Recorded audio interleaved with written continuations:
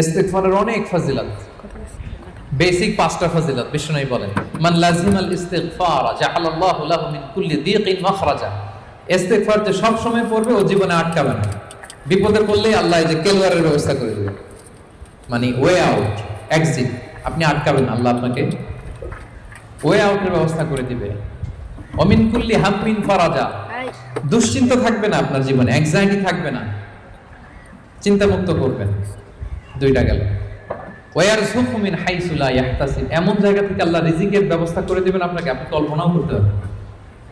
4 number, আল্লাহর পক্ষ থেকে বড় আযাব গজব কখন আপনাকে স্পর্শ করবে না। ওমা কানা আল্লাহু মুআযিবাহুম ওয়া হুম ইস্তাগফিরুন, আমার বান্দারা যতক্ষণ ইস্তিগফার করে কোনো আযাব তাকে স্পর্শ করবে না। 5 নাম্বার, যে সব সময় ইস্তিগফার, উঠতে বসতে সব কাজে ইস্তিগফার করে, করতে করতে এক পর্যায়ে এই ব্যক্তি মুস্তাজাবুদ দাওয়াতে উন্নীত হয়ে, মুস্তাজাব